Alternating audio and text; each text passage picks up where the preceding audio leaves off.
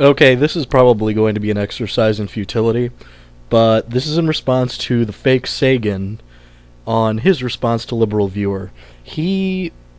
Most of his video I completely agree with. The Democrats and the Republicans both have terrible, terrible records when it comes to freedom, at least in the past few decades. There have been some good people in both parties, and there have been some really shitty, horrible, awful human beings in both parties. But that's not really what I'm going to be talking about.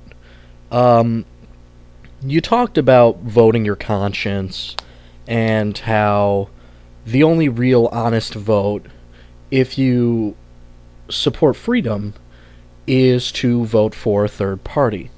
Now, I personally am a strong believer in the two-party system for one reason.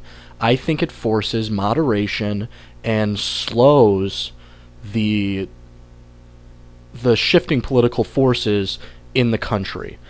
For instance, you can see almost no change whatsoever between now, like the Barack Obama presidency, at least in his first 100 days, and the Clinton presidency or the Reagan presidency. There have been some minor shifts one way or the other. There have been some changes in tax rates. But all in all, the change has been extremely slow. And even looking at the policies of John F. Kennedy and the policies of Richard Nixon, there's almost no change.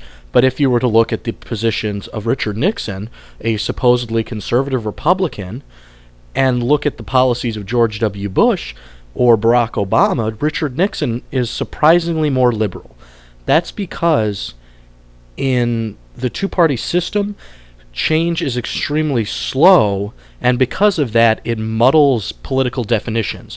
That's why liberal makes no sense in its modern American usage, because we've always referred to these people who vote for Democrats and support Democratic candidates, at least in the past few decades, as liberals, and people who support the Republicans and Republican ideas, no matter how much those have changed, as conservatives. Now, there have been some exceptions. During the Bush presidency, George W. Bush suggested privatizing Social Security, and in his plan to do that, he had anywhere between 26 and 35% support from the country at large.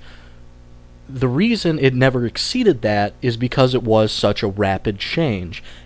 Now, imagine if we had 4 or 5 viable political parties in the United States. Let's say we've got the Republican Party, the Democratic Party, the Libertarian Party, a viable Green Party, and, I don't know, the American Eating Children for Enjoyment and Sustenance Party. A 35% portion is a big fucking political force. And do you really want somebody like George W. Bush having absolute control with something like 35%?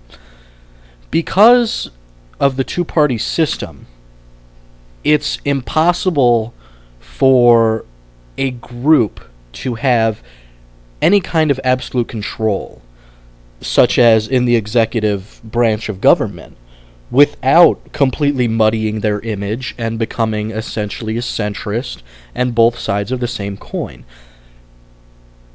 Now, if we take that into account, yes, there are long-term trends that can cause harm, and yes, if we want any kind of real change, then it can take a long time to affect that change because things have to go slowly.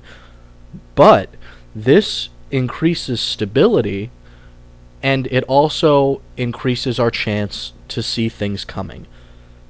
If we had the ability for a 35% group to suddenly be elected into office as the anti-gun party on the tails of some kind of like massive gun demonstration or maybe another school shooting that had even worse results than Columbine, then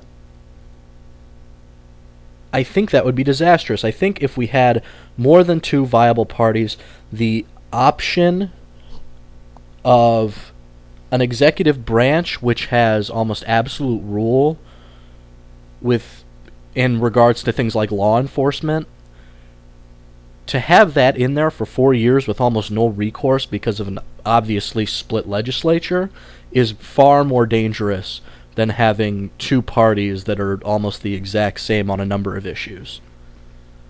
This was probably a pointless video to make, but I hope that explains something to you.